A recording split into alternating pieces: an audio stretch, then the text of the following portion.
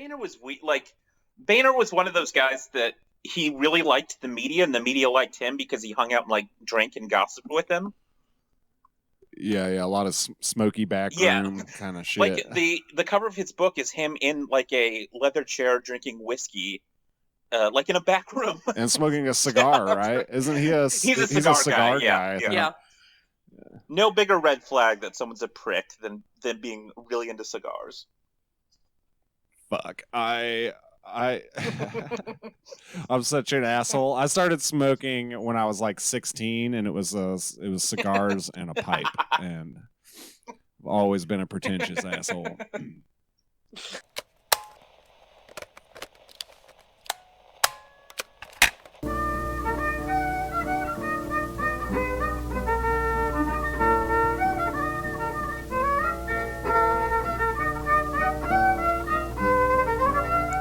This is Hoot and Holler, a podcast about the Ozarks. The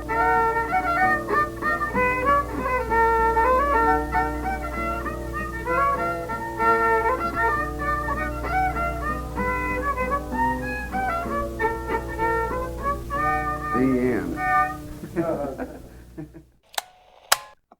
Well, that's why I'm just going to get COVID and die, just out of fear of what they're going to do with the swab.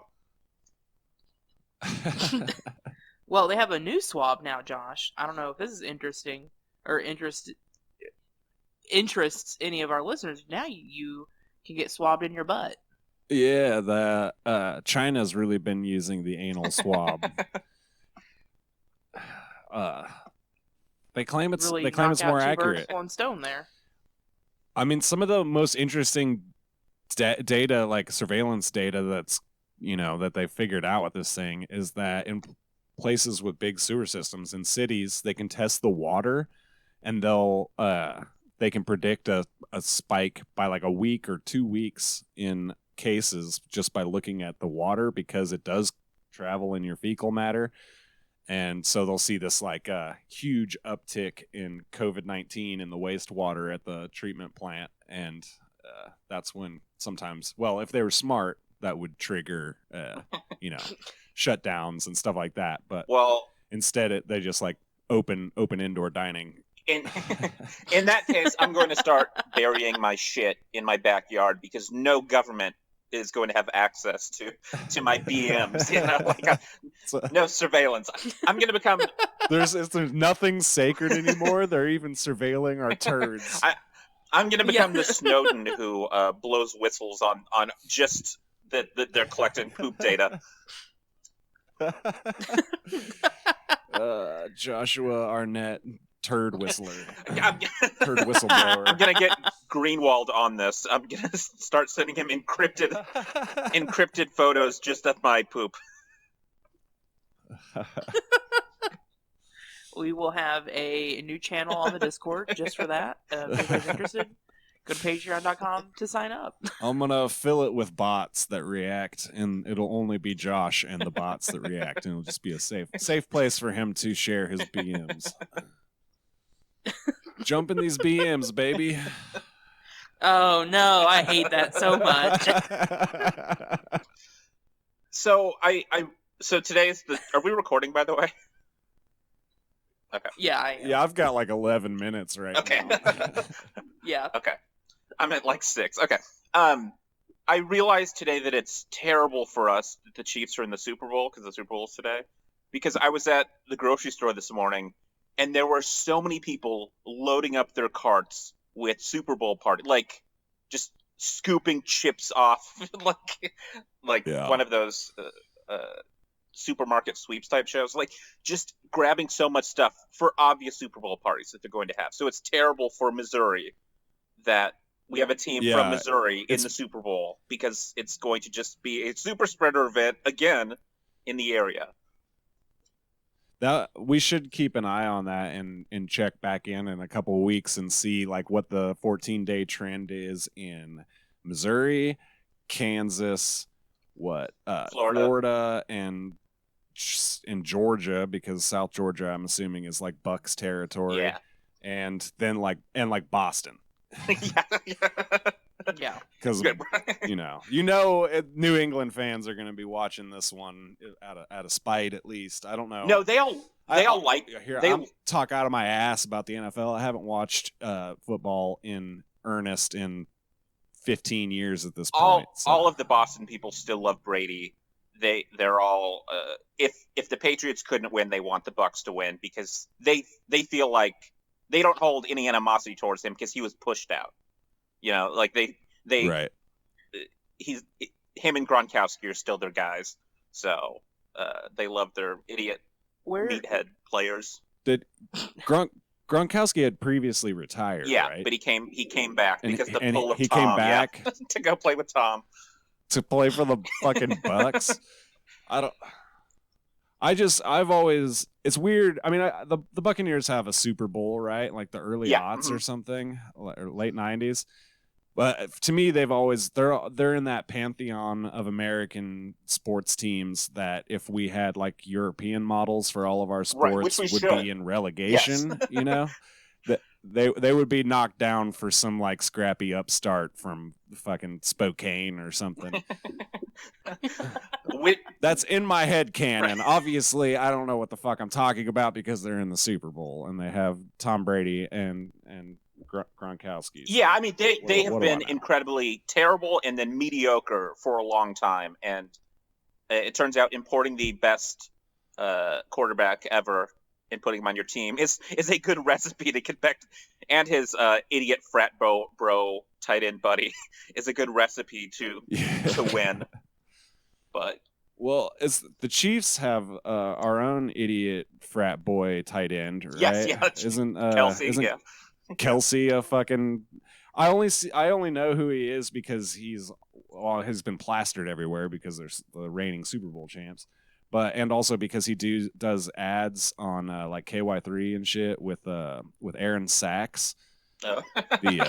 Aaron Sachs and Associates. The Aaron Sachs and Associates, yeah. The best thing. Who also this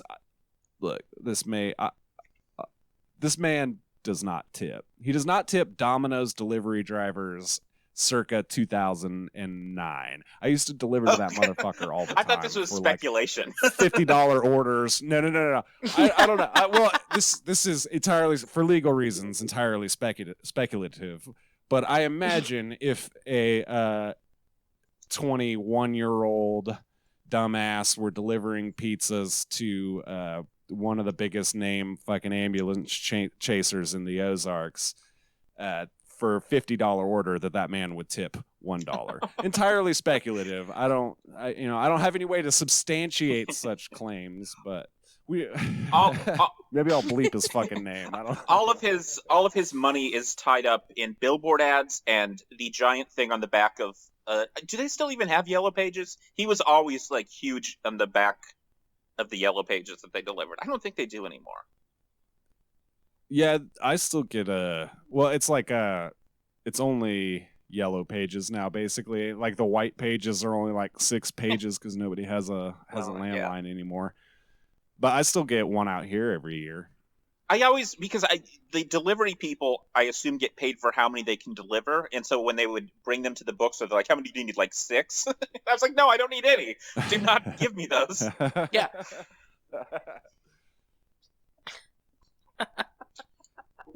I think I had other things I wanted to say about football.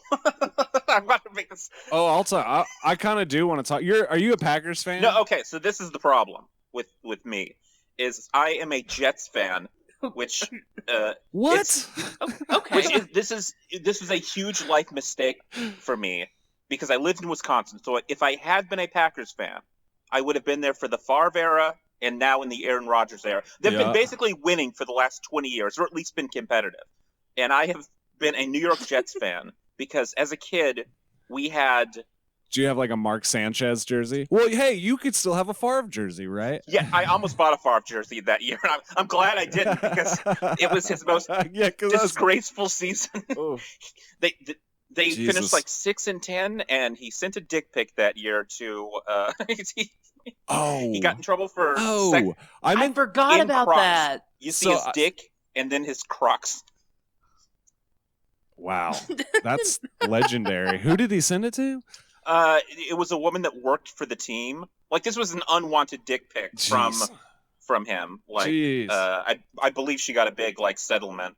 Yeah, I'd never heard about that. Old boy is a big Trump head and shit. Well, of course. So.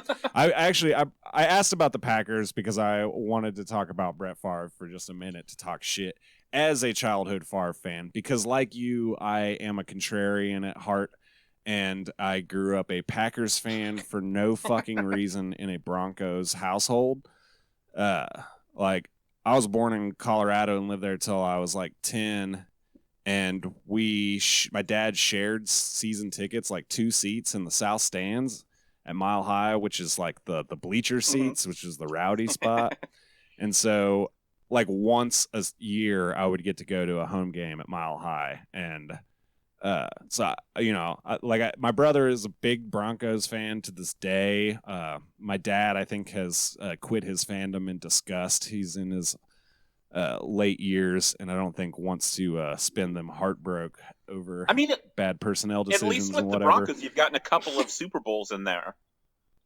Right. Well, and that's and when, you got Tebow. Like, I think my last you got year, Tebow. yeah, Tebow after that. My last year in Colorado was the Broncos Packers Super Bowl party, and me and my two friends who were both also Packers fans. One of them from Wisconsin, the other one, I guess, same as me. And we had a little Super Bowl party at the house, and my dad watched the Super Bowl in the basement alone while we had to watch it on the second floor, like all the way through the house in case the Packers won, because he was not going to be happy. But he came upstairs and rubbed our nose in it at the end of that. So I completely relate to him in this scenario, because I do not enjoy watching football when there's any kind of stakes for the team I'm cheering for. Like, it's not fun. Like, it's just all anxiety. I did punch a hole in a wall once. Like, this is why I insist that no one watch football with me. Like, I dated someone, she's like, I want to watch a game with you, and I was like, no, you don't. Please don't do this to either of us. It's not going to be fun. I have calmed down a lot since then, and it helps that the Jets they lose like the first 4 games, and I don't have to worry about it anymore for the rest of the year. Because I'm like, well, I just hope they keep losing to get a draft pick. But yeah, sports are terrible. It's stupid. I don't like it. So it sounds like we need to create some sort of fuck, I lost it. Like a fantasy league? No, some sort of Silver Linings Playbook scenario. I did not grow up watching football at all. Like, I follow the Razorbacks just because I live close to the university. So I just I was really excited the year that Beyonce was at the Super Bowl. But that's about where my typical Super Bowl strategy is. I just cheer for whoever my friend Beth cheers for. Because she gets very, very into football, and I'm afraid that her heart's going to explode one day for it. So I just want whoever she's cheering for to win. Here's what I have always suggested to people who don't enjoy watching the Super Bowl but feel like they have to, is to bet money on it, because then you will instantly be interested in the outcome of it. Not a lot. Don't get out of hand. I usually go to a Super Bowl party just to be around my friends, because a lot of my friends enjoy the Super Bowl, and I'm not one of those like annoying people who are like, oh, sports ball, because those are the worst people on the fucking planet. I just don't understand what's going on, but I'm always happy to see my friends, and I'm always happy to eat finger foods. So honestly, it's a win. That's what I've always said about like going with friends to drag shows, where I'm like, I'm very happy everyone's having fun. I understand nothing about fashion or people having fun, so I'm happy to be here with you and that you're loving it. I'll just.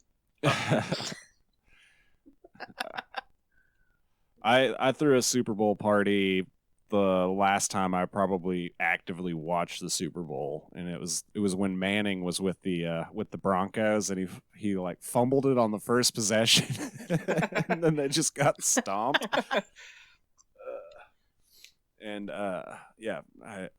That was embarrassing because I think I was wearing a Broncos jersey and everything for that one. 20 people in my house. Well, the most recognizable moment for the last, probably just in the history of the Jets fandom of my life, is something that is just universally referred to as the butt fumble, where the Jets quarterback had the ball, he ran into his own player's butt and dropped the ball. So, so that's how it's been going for them, and their former coach had foot fetish videos that he shot of his wife leaked on the internet. Yeah, I feel like you could have brought this up a little bit sooner, Joshua. Would love to talk more about this. They're really funny videos. It's just like he is pretending like he's a stranger approaching. It's his wife has like her feet out of like her minivan, and he's just like, those are some real pretty feet you have there. But they like posted these like anonymously, and then someone was like, "This is Rex Ryan. This is New York Jets coach Rex Ryan and his wife." Oh no! Here's what I'll say. I thought it was all very sweet. Like, nothing to be ashamed, and he made jokes about it. So, but he was a big oaf coach. I kind of miss him. Okay. You know, it's always people I feel like you don't suspect with foot fetishes. I'm not kink shaming at all. I absolutely would have expected It's never him, though. You give me multiple choices. I don't know who he is. Okay. I gotta trust you on this one. I'm not super familiar with his work, but I'm gonna trust you. But I always just think it's interesting. I said it's not a bad. I'll send you a video later. Yeah, send me feet pics, Josh. Let's see. The only other thing I was gonna say is, so the Chiefs, I don't feel like have caught that much heat for their name, like the Kansas City Chiefs. Maybe a little bit. Yeah. I think they opened a study into it. Right. Yeah.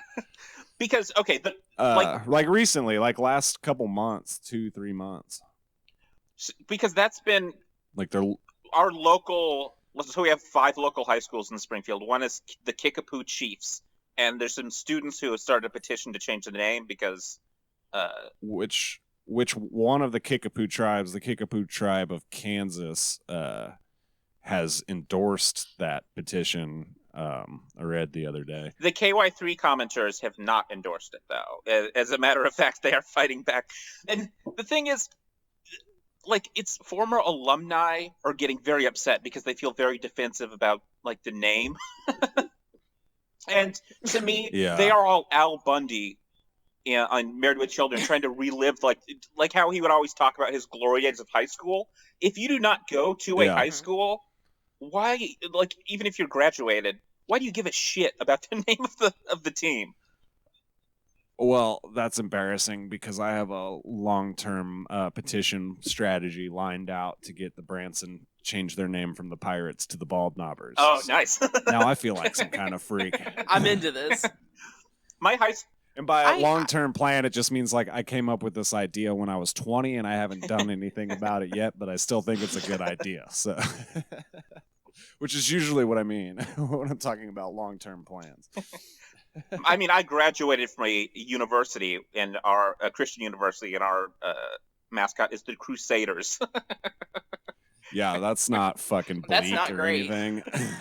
Just be the Lions or something. Come on. Onward, Christian soldiers. Was that what's the fight song for Evangel? I don't know. Jesus loves you. I don't know if we had one. This may be a shock. I did not participate very much in college. It makes more sense. Like Christian colleges usually have some kind of, like the Crusaders. I feel like Liberty is like the Liberators, right? Yeah.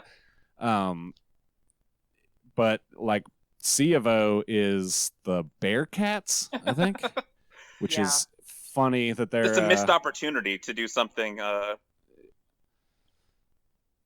I'm kind of glad it's not something else. I don't know. See, we have to. I want to talk about C of O at length. I don't have the capacity today. That place is something else, man.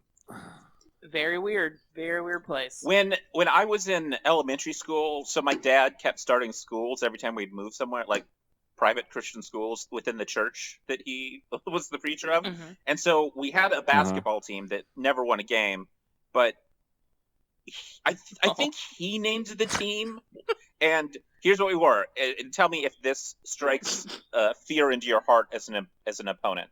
We were the Royal Ambassadors. Because we were royal ambassadors for the Lord. That's no. Oh, that'll really drum up the team spirit. Yeah. The Assembly Christian Academy Royal Ambassadors. Look out. Is your dad a football fan? Is that? No. We actually weren't allowed to watch football because of the violence for a long time. And then I just kind of started watching and when I was like 8 or 9, I guess. Not into the gladiatorial combat aspect, huh? Yeah. I mean, we absolutely weren't allowed to watch like WWF or any of that kind of stuff because it was violent, I guess. We could watch G.I. Joe, though. That sounds like...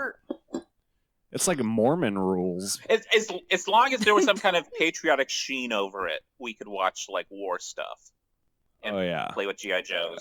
Oh, so like Hamburger Hill? Yeah, we could watch Casualties of War.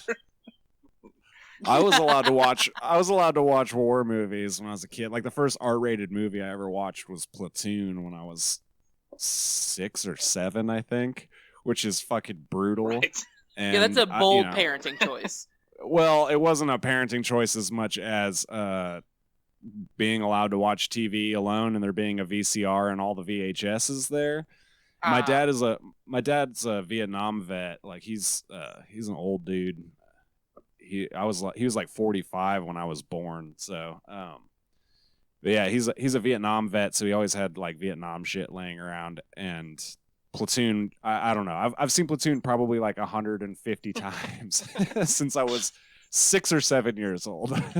I've also seen an Oliver Stone movie that many times, but it is World Trade Center. Oh my god! It over and over. I don't know what the fuck. I have not seen World Trade Center. But you're going to have to, aren't you? I am going to have to. Yeah, it's coming up. I think I don't know. We're jumping all over in the chronology, but we're trying to keep it like focused, kind of moving forward, in relative order. But yeah. I'll say that's the only letdown. He should have got Stone in the early 90s. Yes, we needed unfair to all of Stone us to make that movie. Yeah. We needed fucking Natural Born Killers Stone to make that movie. Like, we just like Psychopath Cage, early 90s, Oliver Stone. Like he did Wild at Heart, which is one of my absolute favorite movies. David Lynch with Willem Dafoe as a horrifying villain, and Nick Cage is fucking perfect in that role. And it was shortly after Raising Arizona, in which he's like a different kind of crazy. I mean, that was just like the perfect spot. He could have gotten Ollie Stone when he was doing JFK, Natural Born Killers, like the late 80s, early 90s stuff that was I don't know, pretty good. At least I have a childhood bias towards it, I guess. I think it's all early Ollie shit. Yeah. No, I think all that stuff. Talk Radio, I like all of his like. I haven't seen Talk Radio. Stuff. It's great. Well, I don't know how much it holds up. I saw it on TV as a teen, and it was like, this is the greatest thing ever. But it's about essentially like a shock jock radio host. It's based on an Eric Bogosian play, but it doesn't. I don't know. It doesn't feel too much like the play. But one last thing I want to say about Brett Favre. Yeah. some Nazis got him to do some Nazi stuff on Cameo. He didn't. It wasn't saying the 14 words, but they got him to read. I don't know. Some give a shout out to some white supremacists because, and then I think he had to give the money back and probably raised his Cameo rate after that.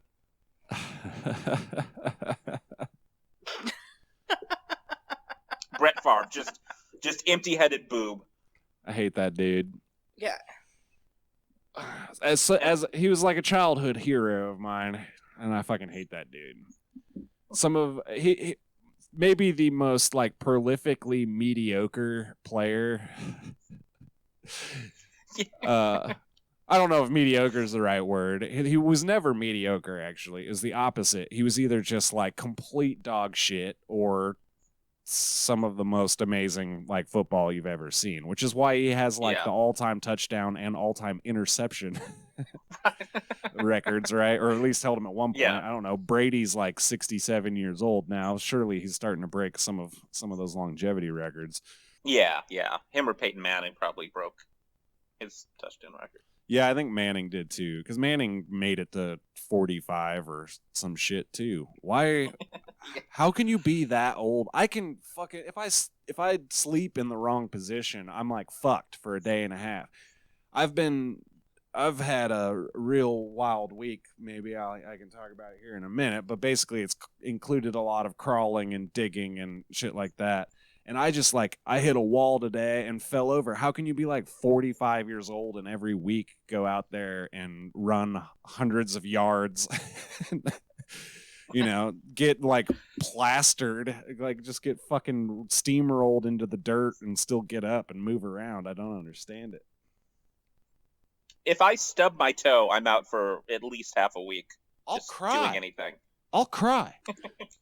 Yeah, I got a new pillow last week and slept funny on it, and I had to turn my whole body to move my head for 3 days. So, yeah, no, I don't understand how you keep doing it. I don't know that I could have done that in my quote-unquote prime, which was still not that great. Well, maybe when you're a millionaire, you can get the kind of mattress that doesn't destroy your body. I don't know. Maybe that's the difference, is that Tom Brady can afford a sleep number bed or something. Yeah. Once David Hogg, quick hog watch here, once he releases his pillow, because for some reason the culture war is now being fought in pillow comfort. David Hogg, school shooting survivor, Harvard student, is now going to be a pillow company runner because I don't know to get the My Pillow guy. I don't understand anything anymore. It's also all the drama and the things we're supposed to care about and shit, the culture wars stuff just keeps getting fucking stupider and stupider every day. Right, yeah. Absolutely. Imagine we're living... Sorry, go ahead. Go ahead. You're fine. Well, I'm not we are living... Sorry.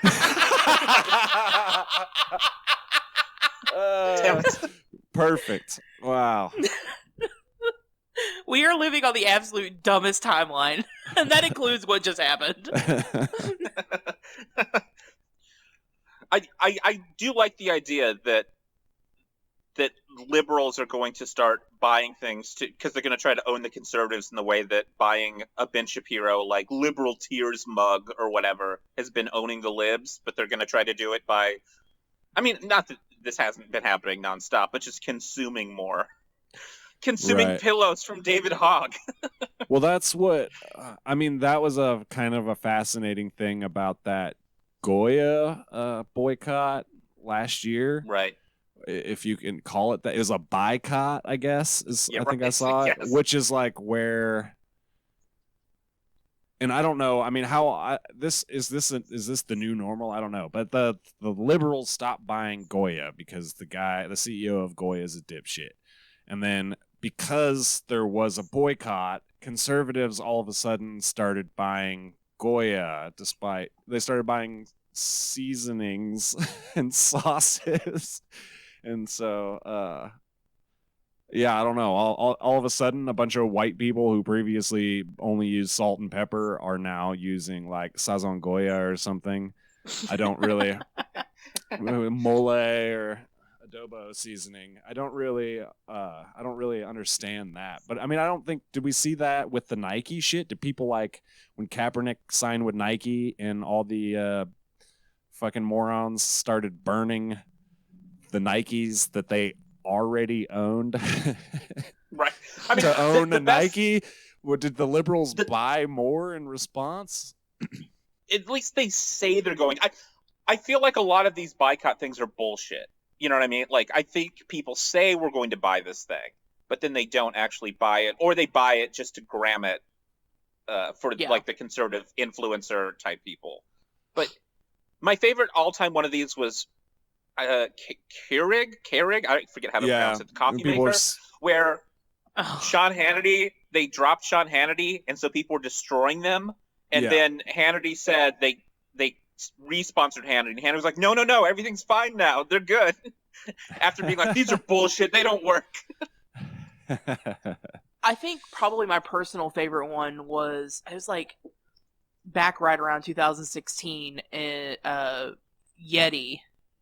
There was something about Yeti it was like some kind of discount, the NRA discount, you couldn't get it anymore. And for Yeti, and so it's so weird because in like corporate, like desk job kind of shit, like I work in, Yeti tumblers are like this weird status symbol. And I'm like, guys, like we have an ice machine like 50 steps from our desk. Like you don't need a cup that keeps your ice cold for 8 days.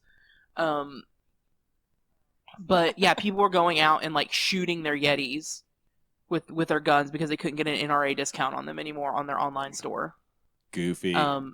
shit. One, I was like, y'all, those Yeti tumblers are like $45, and you can get one that works just as well for like $9 I have 10 of them. None of them are. That's an exaggeration. I have like 3 of them. None of them are Yeti brand, and they all keep my coffee hot from when I make it at 7 a.m. until like my second break at 3 p.m. Like, yeah, why do you need the 40? I hate Yeti culture, brand culture in general. All just pisses me off so much, dude. Like as soon as you start slapping brand stickers on your fucking vehicle, I'm not into it. I'm mad about it. I agree. You can purchase bookmark stickers for $1 at 325 East Walnut. I would next time I'm up in Springfield, I'll have to get one to put on my knockoff Yeti that I have to own the conservatives. You can maybe peel off one of these stickers that might be of my cat that someone's putting around downtown. I do love. I want you to tell people about what's happening downtown because it's amazing, and I know that it's spooky. Did I send you the picture? I forget. Someone that works at Mud Lounge came in and said, "Give me one of the stickers," and I thought of your cat, and I said, "Well, I don't have any." I thought he meant the like store logo. But he said, go look at our mailbox. Someone has been putting up stickers of your cat all over downtown. And there's a sticker on their mailbox and 2 on the mailbox outside next door to me. I don't know how many of these there are, but it looks like my cat. But not on yours? Suspicious. Well, I don't have it exactly. I'm going to get in trouble for this. I don't have an outside mailbox. Our mailbox is in our like little like lobby area thing. So, I do love the idea that someone is that Banksy is running around Springfield spreading Googie. Googie's his muse. Googsy. What if this?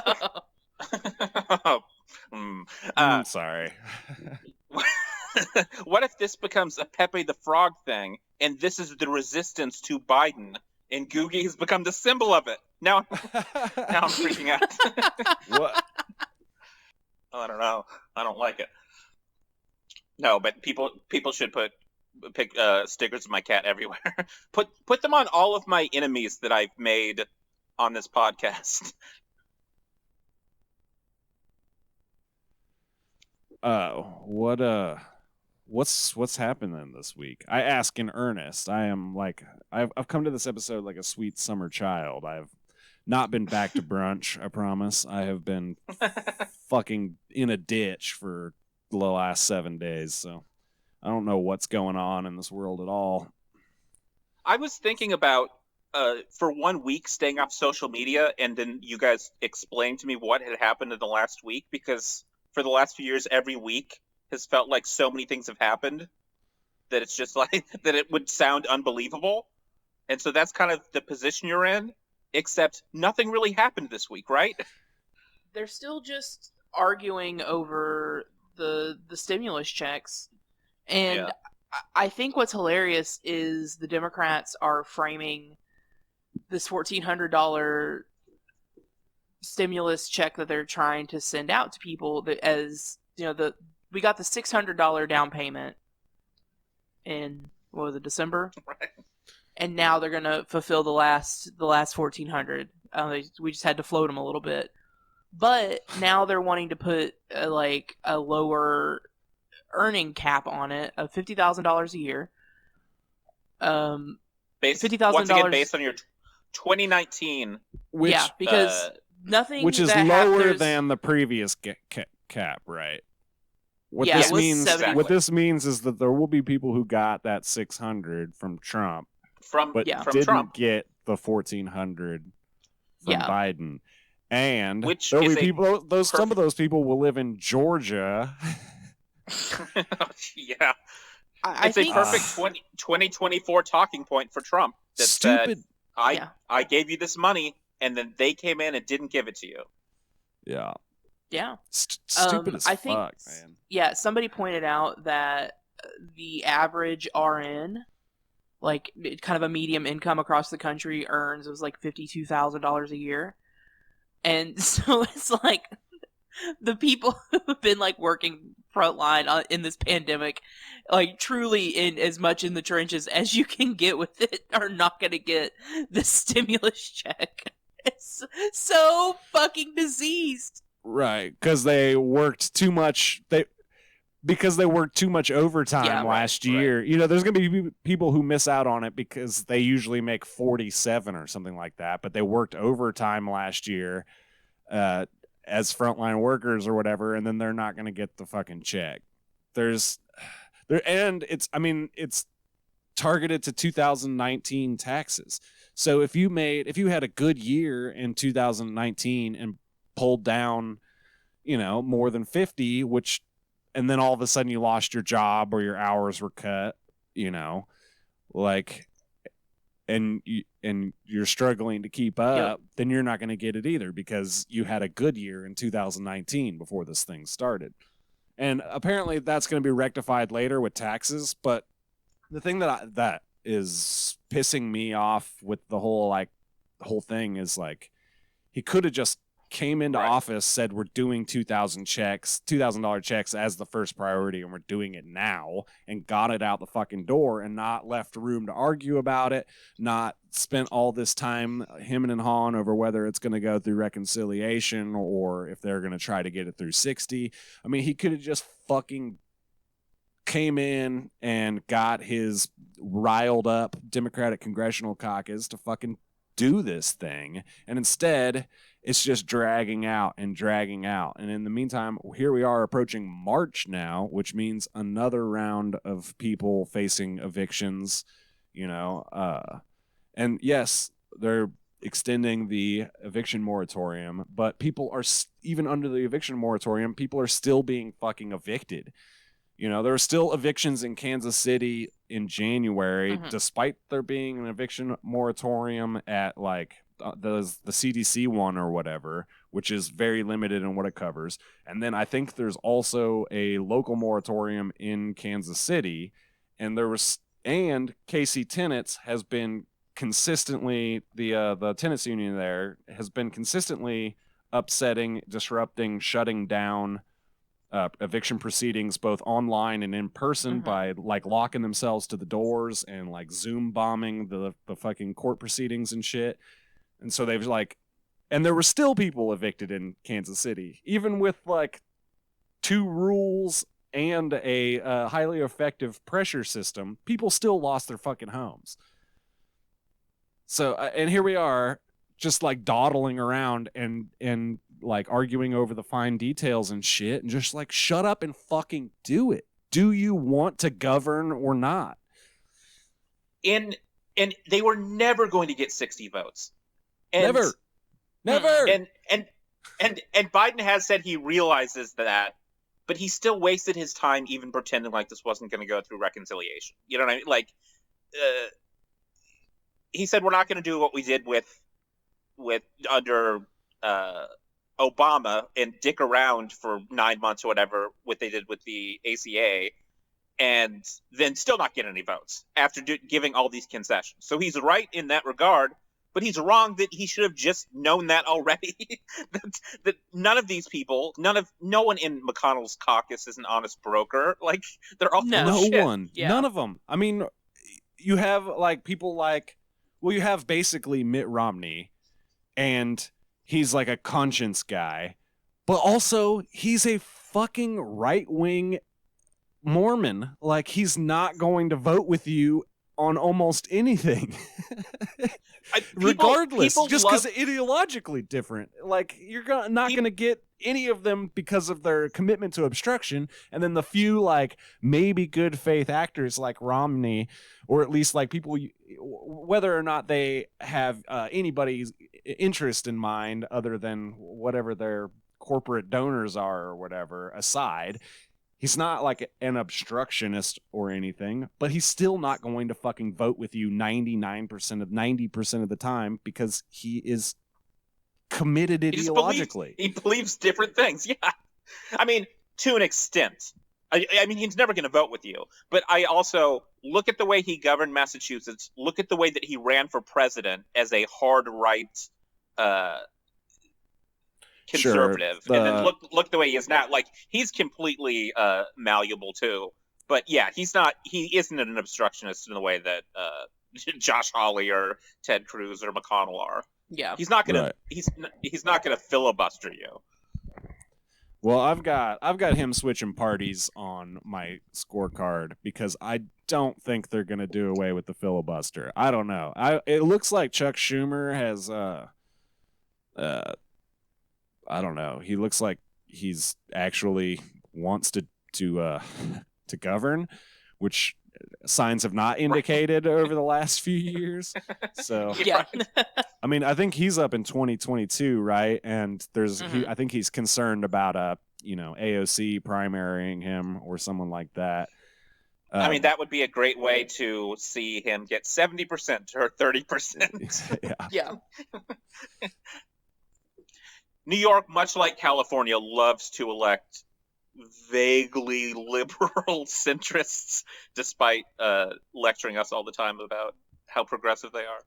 Yeah. I love to be in the intersection of the heartland and the South and being told about voting in or against my own interests by somebody who keeps reelecting Andrew Cuomo. Yeah. I was thinking about the one advantage of having Parson instead of Cuomo is at least we don't have to hear people be horny for Parson as he's killing old people in our state. Yeah. Where he doesn't Cuomo, who's very, very doesn't have serious. much of a fan club. Yeah, he doesn't have nipple rings either. Does he have nipple rings? I've seen Cuomo, yeah. He does? Yeah. I mean, rings or according to bars? No, I think they're bars. Sorry, bars. Getting to the thinking heart like of the matter here on Hoot and Holler. A nice heavy gauge with the. That's interesting, man. I think Cuomo might be the worst politician in this country. Just. Do you remember the mountain, like the actual fucking scale mountain thing? Yes. Like there was the poster, which is one of maybe the most fascinating like print artifacts of the modern era. I think that it was really, really weird. The poster of the Mountain of Sorrow or whatever the fuck it was called. But then there was they had like an actual literal scale model of it, right? Like he like pulled a sheet off of a fucking model, and it was An 8th grade science fair project. One of the most, I don't understand it. He got like $750,000 advance to write a book about how he beat coronavirus. How he beat COVID. Yeah, As like while it's thousands just, more died in New York after. And yeah, I mean, his press conferences when he's challenged, he is Trump. You know what I mean? Yeah. Like, there's no difference between these two.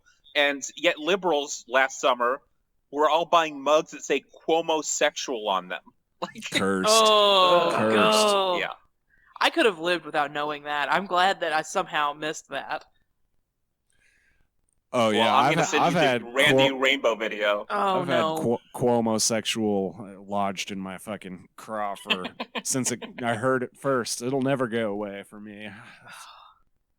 I feel like anybody listening to this, when you guys listen to this on Wednesday, just know that I'm forever a changed person from what I was at noon on Sunday. And you also haven't watched Rex Ryan foot fetish videos that I'm gonna send you yet. No, so. it's gonna be an interesting evening over here at Margot's Palace, and That's I might have to call it to work tomorrow. Tee up instead of like the Puppy Bowl. Our oppositional programming, the Hoot and Holler opposite programming for the Super Bowl will be the Rex Ryan foot videos, the Brett Favre dick pic. We got some Yakov doing stand up at Joel Osteen's church. Dude, that this Carmen is much better video. Than the Weekend doing that Carmen video. I'm sorry, I'm burning this material. I can't do that. Never mind. But anyways, you sent a recent video from Carmen, and the motherfucker looks like Trump. He's got the same weird spray tan and like I don't know, pasted on hairdo. It's weird. That's very weird. I couldn't tell if it was part of the bit or if he just looks like that now. He just looks like that. Okay, well we'll stop there because I'll probably cut that to not burn our Carmen material. I mean, Carmen, it just gives more and more material all the time. So. Is it Carman? You just said it Carman. Is it Carman or is it Carmen? It's Carmen. It's Carmen. Sorry.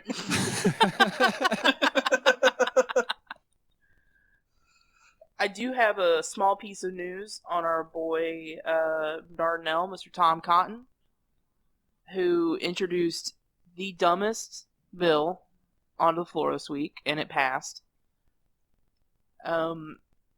Basically, it was a bill that would prevent undocumented immigrants from qualifying for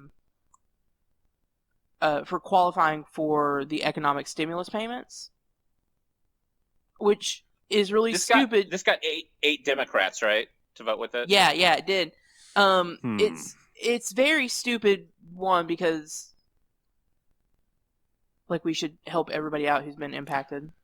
But also undocumented immigrants can't get these stimulus payments because they don't have Social Security numbers. And they haven't filed taxes. And so I know like a number do file taxes. I mean, lots of undocumented folks pay a lot of money into taxes. Okay, I might have misread that part then, but I think you're right about this about the SSNs. Yeah, they don't qualify because they don't have a Social Security number, and I'm just like, why in a time when one, it's a stupid bill, but then also there's so much that needs to be done right now, and this is what you're going to waste your time on. Well, Tyson has got to be one of his big donors, right? Tyson's I'm got sure. to give him a bunch. Yeah. Well, what's their workforce like? Yeah. So yeah, that's. I want to introduce a bill to say that Tom Cotton is not a real ranger, and yeah, that's as good of a use of our time. Exactly. It's just it's just to me it's just pointless. What did you accomplish, Tom? Did your dad tell you he's proud of you? Did you get the retweets? Did you get the love? Did you get a birthday cake? Their favorite thing. It's just culture war. It's not. It has material consequences.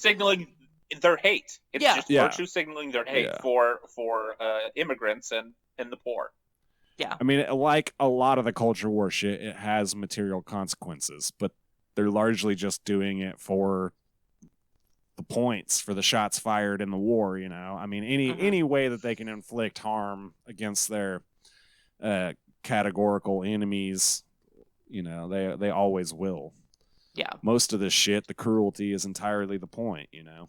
Exactly, and I mean- I think that's something that bothered me the most about it. It's just like, damn, you just went out of your way to try to shit on like the most vulnerable of our population. Like, good job, Tom. I'm so glad that you're representing us and are probably going to be our president soon. Blech. I mean, that's probably a thing on his brochures. It says Tom Cotton goes out of his way to shit on the most vulnerable. Yeah, And that's that was one of his campaign promises. yeah. Josh Hawley has to be a little bit mad at himself for being so up his own ass that he didn't think of this, because he's just been just focused on himself. He's like, oh man, I could have used this to be populist to white people. Yeah. Well, he ran tried to run on immigration in 2018 against Claire. You can't outflank. You Claire can't on this one. out-hawk Claire on that one. She'll turn around and put out an ad with the Border Patrol Council, standing at Trump's wall with a representative of the Border Patrol's union saying, "We endorse Donald Trump and Claire McCaskill." I know I've said that all here before, but we can't go into that territory without me mentioning it. Never forget.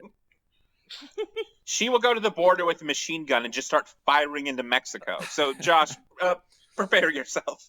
Ugh.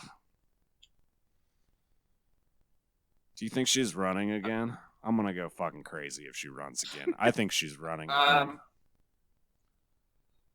I don't know. I feel like once you hit that point where you're just kind of a cable news commentator for life, why would you want to go back to having to like do like actual like work? I think it's probably a generous term for what most of them are doing. But if I just got paid to just roll up and give my shitty opinions, and then people pay attention to me, and then I just got to have the rest of the day off, so I could just tweet, dude, I would never work a real job again. Well, the thing is, like, where are you going to get all those hot insider trading tips if you're not in the Senate? Yeah. I'm sure she's still plenty friendly with folks, and you know, Exactly. she can probably get her briefings and knows when people to buy and sell.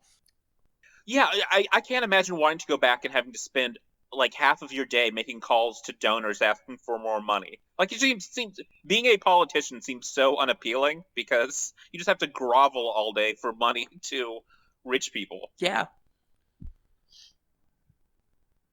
So no, I would guess she's not running again, but who knows? I guess my thought is it comes down to if Hawley runs for president or not. If he doesn't run for president and he runs for another seat or another term in the Senate, then I think she probably runs. I think she's really miffed about losing that one. She hasn't stopped talking about it. Just like 2 weeks ago, she posted a like sweatshirt that somebody sent her son, and I think it was like a what's that fucking Kevin Spacey show, House of Cards? Oh yeah, House of Cards thing, and it said, "Don't blame me, I voted for Claire." Why would you publicly wear that? Why would anybody wear that? Yeah, why would you post that your son is publicly wearing that? But anyways, like, I think she's still pretty pissed about it. I mean, I would be fucking humiliated. She should be humiliated that she lost to fucking Josh Hawley. Right. Yeah. Harmless fucking prick. Why do you want that on your resume that I'm the person who it's the same thing with Hillary, where she doesn't get to post like "I told you so" stuff because you're the one who lost to him. You know what I mean? You lost to Trump. You gave us Trump by not running a better campaign. I mean, the thing about Claire is that she's rich. She was rich before she went to the Senate. Mhm. Like, she's rich, and rich people, it's not about the job, right? Like, yeah, it would be cushy as fuck to just go on MSNBC and make a couple cool mil or whatever every year to tell people your bad opinions. I'd love it. Holler at me. But Yeah, that sounds great. At MSNBC. You can But follow me on Twitter. she's been Chris rich Hayes, for a long time, though, so stuff like that isn't what it's I don't know. All her material needs are met. She can pursue whatever the fuck she wants to, and if she's got a bug up her butt about losing to Josh Hawley 4 years ago, then she's maybe gonna turn around, or 2 years ago, I guess. Maybe run. I don't know. What if she lost to Todd Aiken? I mean, that would be worse than Hall. Like, that's when you could never get over. No, I think Yeah. you'd have to move to another state. I mean, why did Kelly Loeffler run again? You know what I mean? Like, why she is so wealthy. Why have that job and have to debase yourself and pretend to agree with whatever Trump says every day and probably defend Marjorie Taylor Greene? Why would you want that for your life? I don't. Was she the one who did she run and lose and then was appointed? She was appointed, yeah. But she ran and lost before that, or was that the Arizona one that lost? I think it was the I can't Arizona. remember her name. I don't know that she lost, but who did Mark what's his Kelly name? beat? What was her name? Do you guys know? I don't remember. I don't know. Embarrassing. I can't remember a senator's name. Who lost their election twice. Kemp appointed her over Trump's chosen candidate. And so she always felt like she had to, like, suck up extra hard to Trump, you know? I don't know. It seems like a terrible way to live, especially when you already have everything you could ever want. Yeah, I don't understand wanting to do anything in the realm of politics as a Republican right now. I would want to stay as far away from all that shit as possible, because I mean, we're obviously in this weird like cooling off period, this like liminal space between this kind of like climactic moment at the beginning of the year, but things are going to get funky again, you know. And there's a lot of talk about a third party, and that might be pretty interesting. Yeah. Because I don't think that would fuck probably their chances at the presidential election. But there will be places they could seat plenty of people at state and even federal level in the Congress.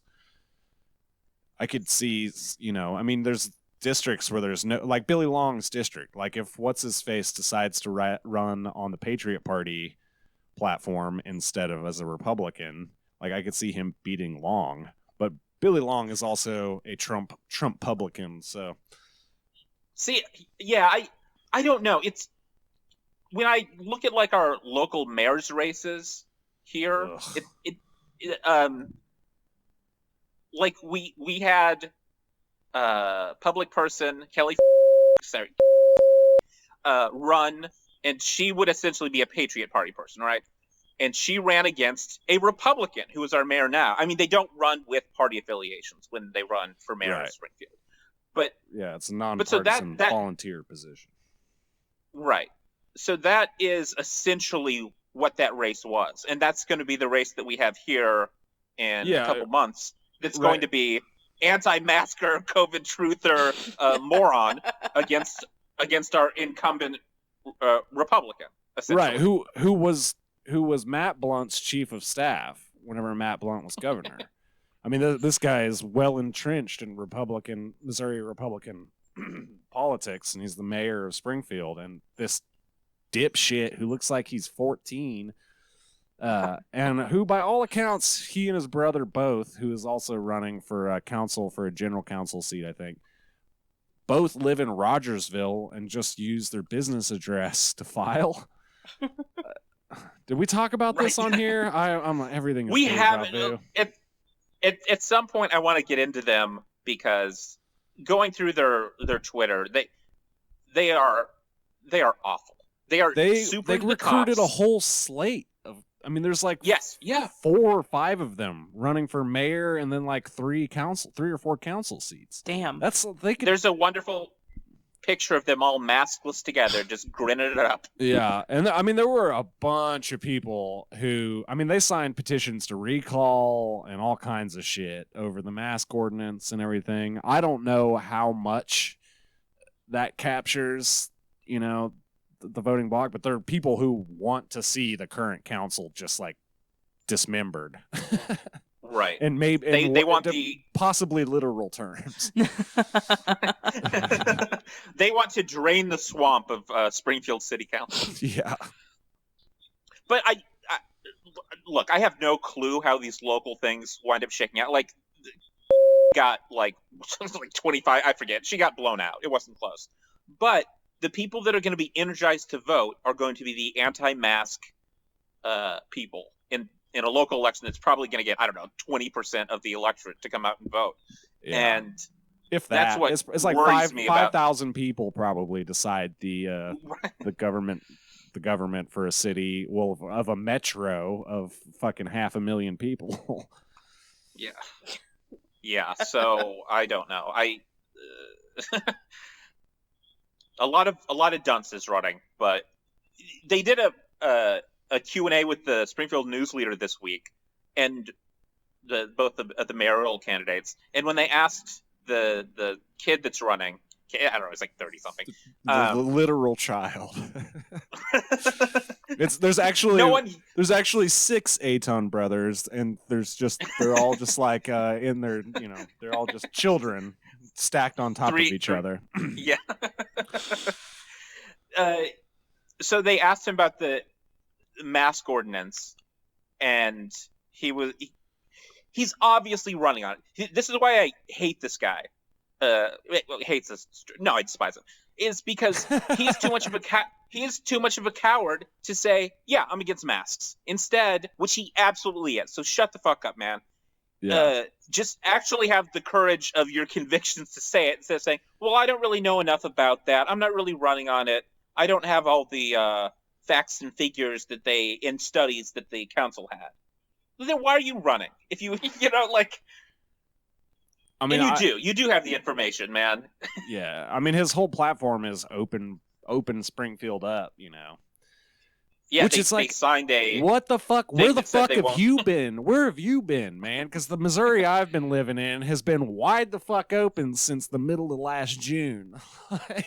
We honestly don't have any restrictions anymore, right? I think there's like capacity bar limits and restaurant like capacity limits, and Walmart. But no one's observing it. Yeah, and Walmart still counts like in and outs, but they're not. They're not doing the fences and all that shit, the line to get in that they were doing last summer. Yeah, and that's just corporate policy, I think, at this point, as far as what Walmart's enacting. I don't think there's like a store limit. I don't know. We have like no fucking restrictions here, and somehow we have been spared like mass death, like 7,000. I think we passed 7,000 a couple of days ago, but compared to some states, we've been pretty lucky. But I guess it's too late for me to run for mayor, because I was going to run as a theocrat who would appoint ministers to every dance club in town to make sure that everyone was distanced while they were dancing, so they weren't no boners being rubbed into anything, and no grinding. I just have one other quick thing.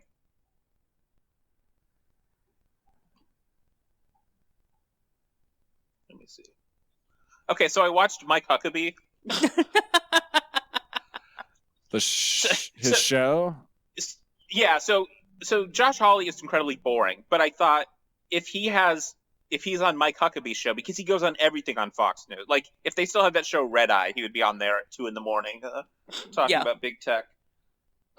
But he went on Mike Huckabee's show, and so I wanted to watch it just to see if Mike Huckabee did any of his great goofs, and he did not. Here was his opening question to him. I typed it out. He said, "Senator, I was going to ask you about that unusual scene on your tie. I realized it's a target because I realized you've been wearing a target on your chest for a long time." So forced. But it's also perfect because he put that target on him. Yeah. Yeah, he literally went to the trouble to tie a double Windsor, with some fucking cheap Amazon tie. Just to make a point. That's the perfect metaphor for fucking Josh Hawley. Yeah, he's got a target on him because he fucking put it there. Yeah, this target is called consequences for your actions, Josh Hawley.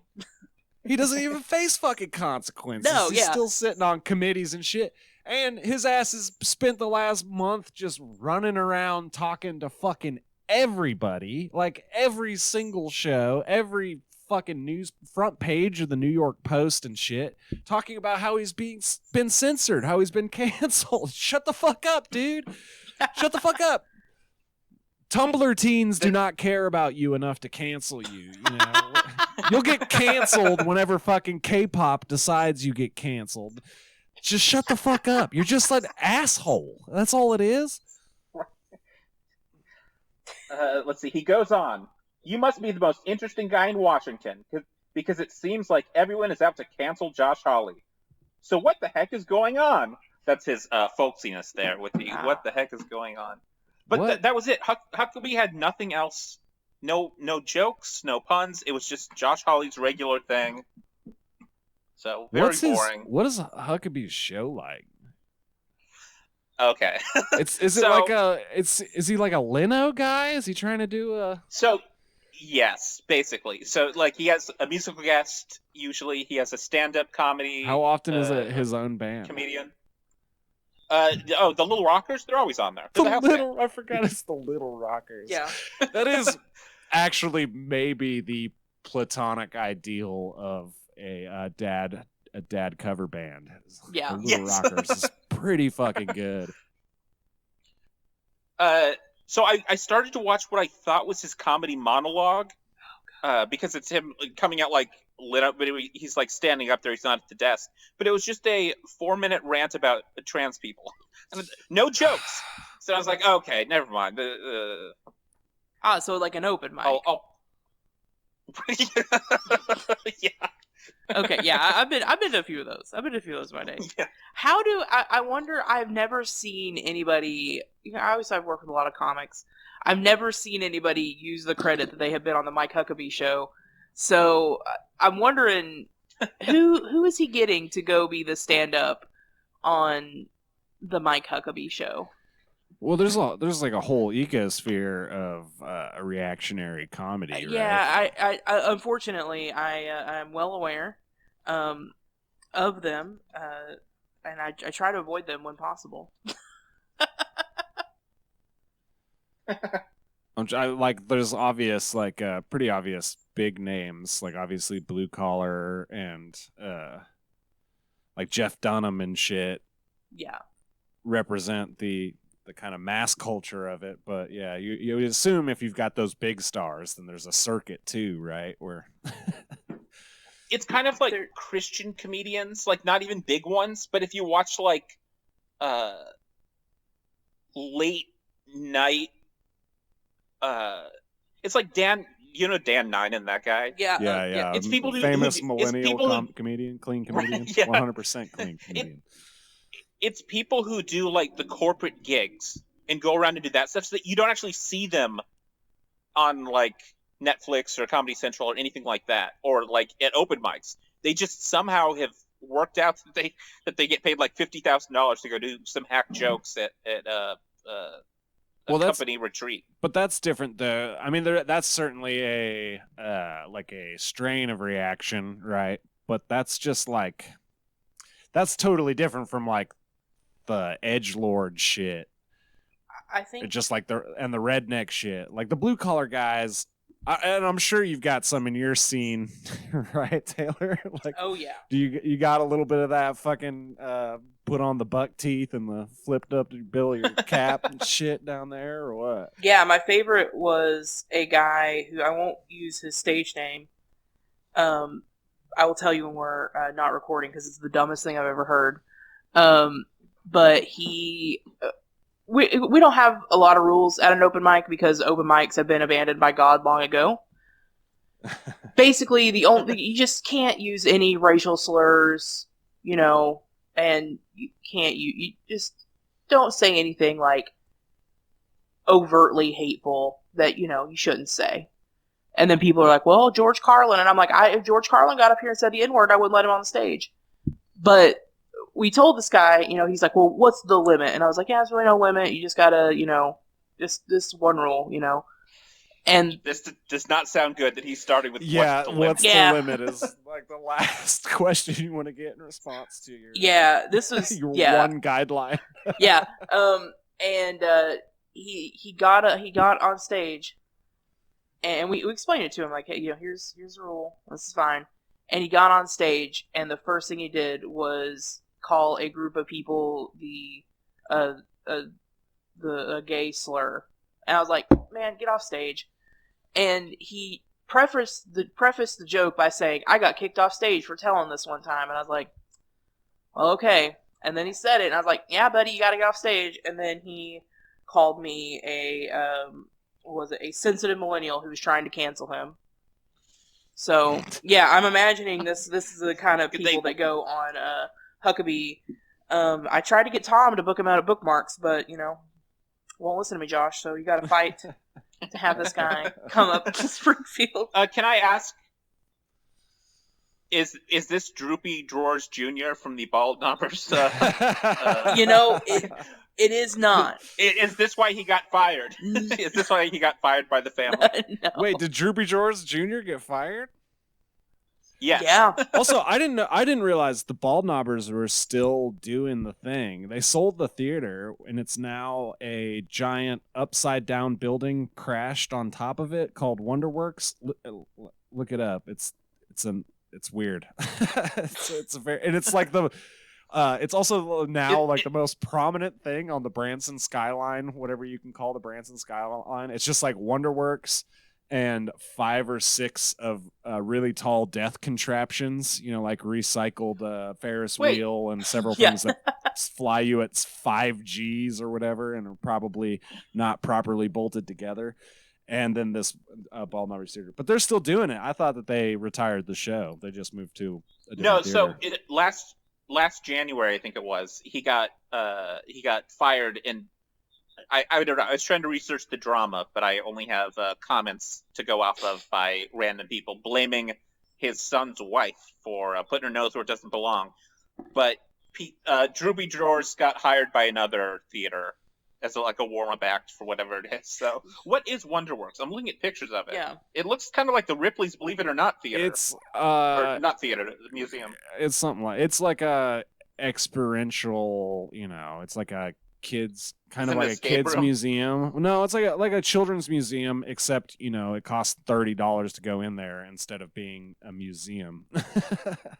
I don't know. I mean, I love children's museums. Being a person with children is the best. Some of the best things about having children is having an excuse to watch old Sesame Street episodes, including like the one that Buffy St. Marie was on, which is just an absolute all-time banger. It's just really. This is like 73. She sings a song with a horse, and it's beautiful. And then also going to children's museums like. City Museum and the Magic House up in St. Louis and all yeah, that. I was gonna shit. say, is Wonderworks an attempt to do a City Museum, that kind of thing? Yeah, on a smaller scale. Maybe? Well, they have something that's more like City Museum called Fritz's Adventures, which is like a big jungle gym thing. You can climb and zip line and. I don't know. It's not. It very much tries to have the feel of City Museum, but it doesn't capture like the aesthetics or the feeling at all. I mean, City Museum is maybe the most incredible thing in this stupid ass state. Like, it is a wonder to behold. We've been trying to go back for several years now that the kiddo is big enough to enjoy it, and now we got a baby, so we got to figure that out, because last time we went, he was a baby and we couldn't do all the fun stuff. But our plans include getting matching track suits, so they're nice and swishies, because there's like a nine-story slide. You go from the roof like all the way down to the cave in the basement, and there's lots of slides and shit that if you got yourself some nice slick track suits, you can have a lot of fun in there. So knee pads, I would suggest knee pads, and maybe some light duty gloves might be nice too. I cannot recommend enough that you go spend the day at City Museum. You could literally probably get locked in there at night. We found a couple of crevices, crannies in there that there's no way they check. Like, I don't know. You could probably, like, 20 of you just like disappear in and wait until they turn out the lights and then have a party inside City Museum. I do not endorse that behavior. It's just theoretical. Just do a night at the museum inside there. Well, I want to announce that the boycott of the NFL appears to be officially over, because Josh Hawley has tweeted, "Let's go Chiefs!" all caps. # Chiefs Kingdom. # Run it back. So all of the kneeling that we got mad about seems to be over. Yeah. America is finally healing. We were the virus. Right. Remember when Mike Pence went to a Colts game and then walked out? Yeah. Oh, no, yeah, it wasn't booed out. It was because they kneeled. He showed up they kneeled to do that. He showed up exactly. just to do that. He knew that they were going to do that. He was told that they were going to do that. And he said, "Don't do it. I'm going to walk out." And then they did it, and he walked out. Fucking stunt, dude. I think he got booed at Hamilton. I think that's where he got booed. Yeah. What a sentence to say out loud. That makes a lot more sense. Yeah. Well, that's probably Mike Pence getting booed out of Hamilton is probably an apt place to leave this. Yeah.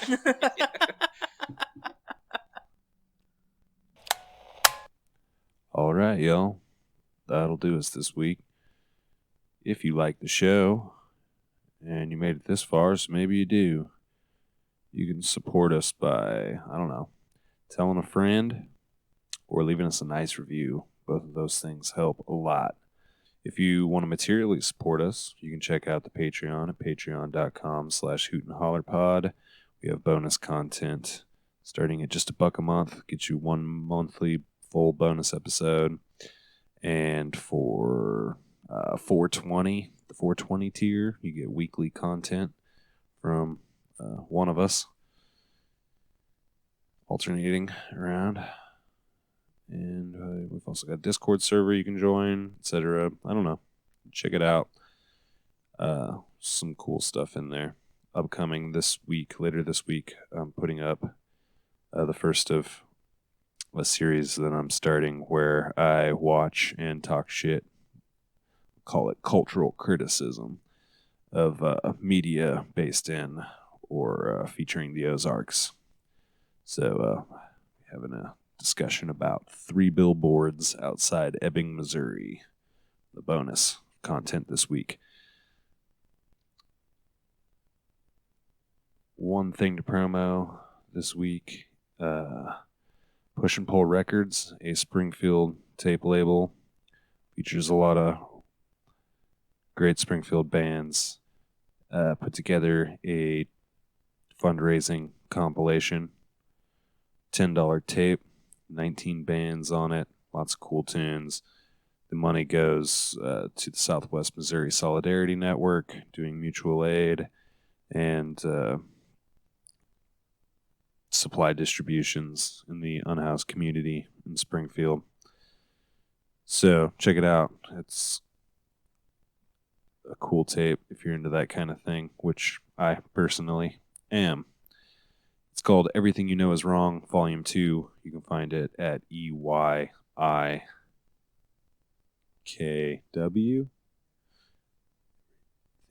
Everything You Know Is Wrong. EYKW. EYKIW.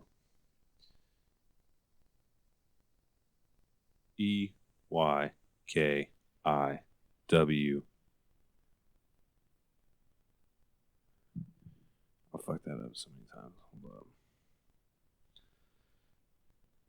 EYKIW.bandcamp.com. Everything You Know Is Wrong, Volume 2. Check it out.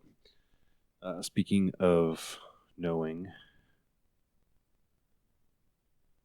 this week to take us out, it's the absolute.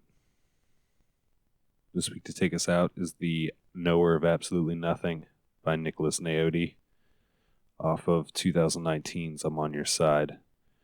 Check that out at nicholascube.bandcamp.com. Thanks for coming through. We will talk to you next week. Bye.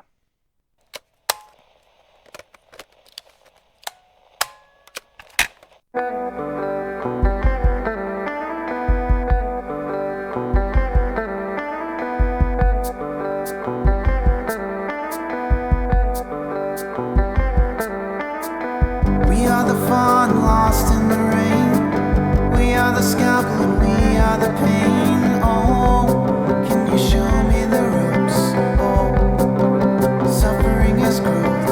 Oh, the truth in the way we see the cool way you look at me. Oh, sweet bliss to be, just to get to be.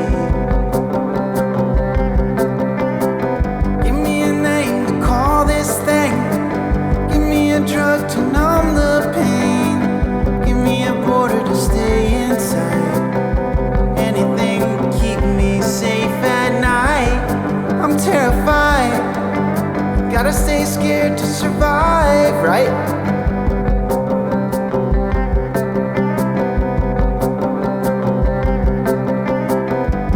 Teach me, show me, teach me, show me how do you do it? Show me how you do it. Oh, oh, I am the knower of absolutely nothing.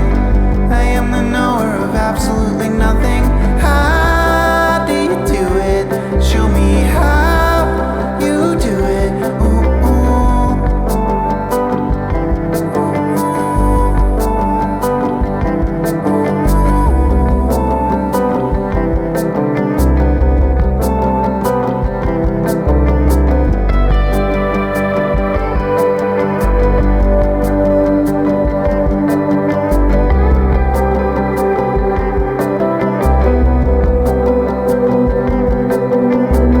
As long as this old calendar stays full, I got a sense of purpose and no time to stand